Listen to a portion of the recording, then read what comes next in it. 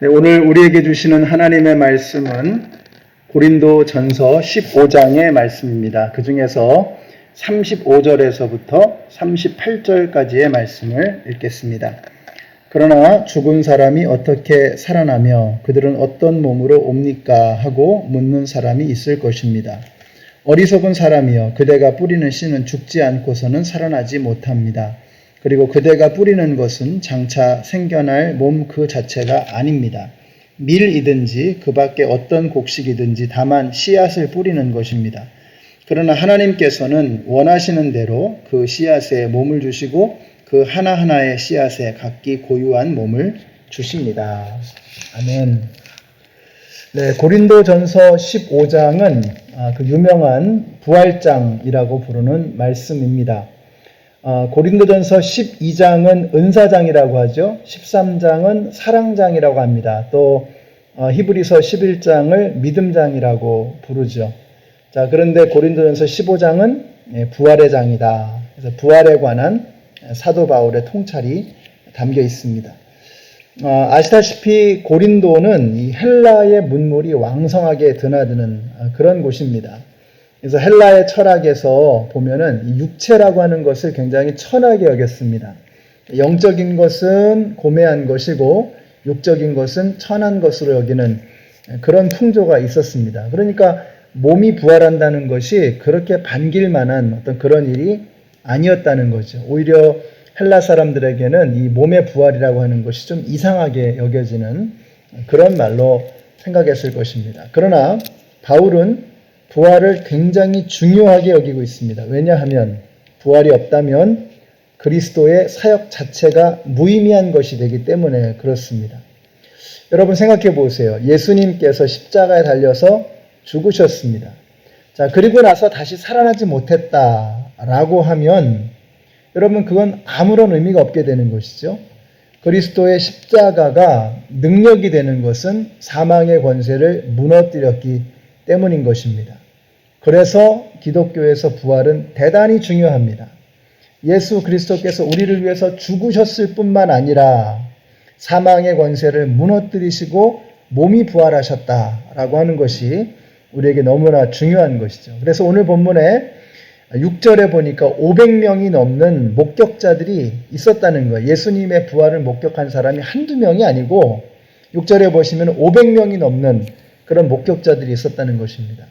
이게 정신 나간 한두 명의 증언이 아니라 수백 명의 사람들이 예수님을 봤다는 거예요. 여러분, 저는 여러분이 몸의 부활에 관한 확고한 믿음이 여러분에게 있게 되시기를 바랍니다. 저희 교회에서는 사도신경을 세 번역으로 고백을 합니다.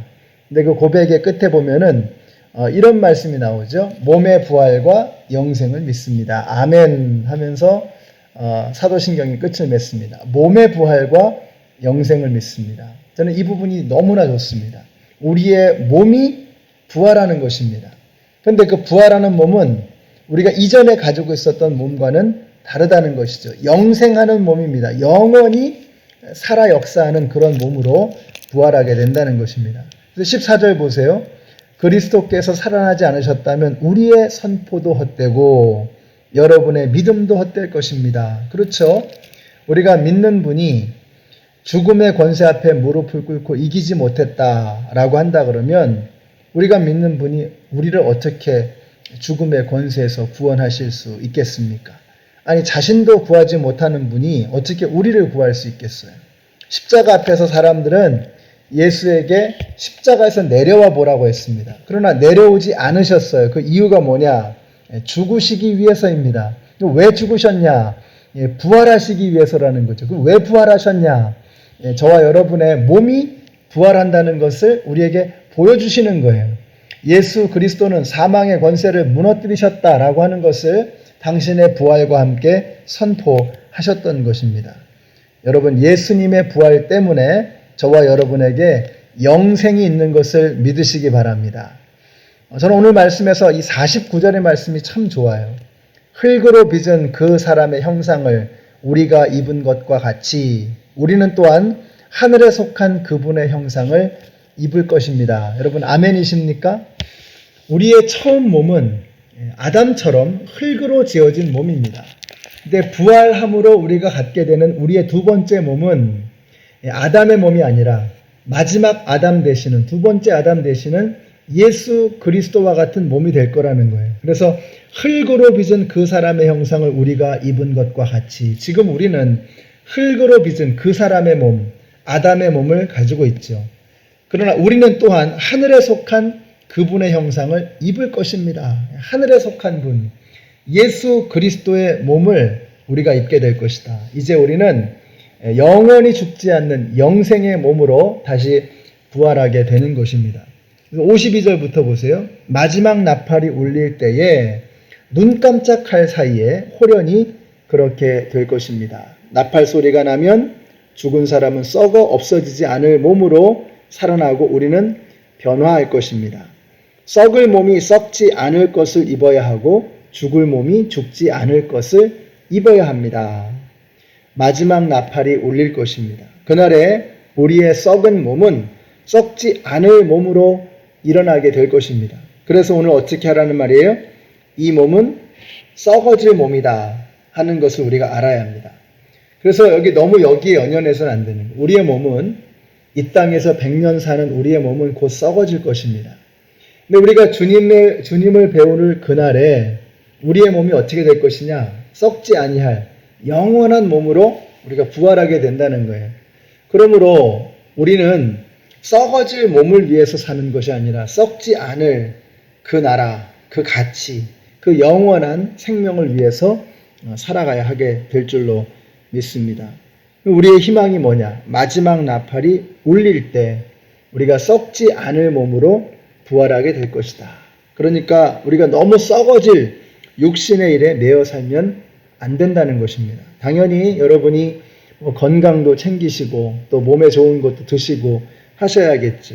그러나 그게 인생의 목적이 된다면 너무 허무해지는 것입니다. 썩지 않을 몸으로 우리가 부활할 것을 믿고 영원한 생명을 위해서 오늘 하루를 멋지게 살아가시는 우리 모든 성도님들이 되시기를 우리 예수님의 이름으로 축원합니다. 기도하겠습니다.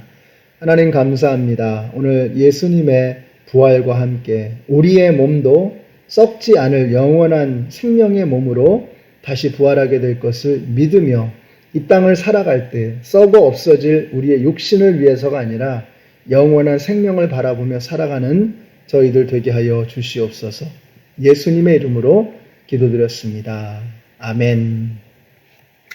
네, 여러분은 영원히 썩지 않을 몸을 갖게 되실 분들입니다. 영원한 가치를 위해서 오늘 하루를 멋지게 살아가시는 우리 모두가 되시기를 축복합니다.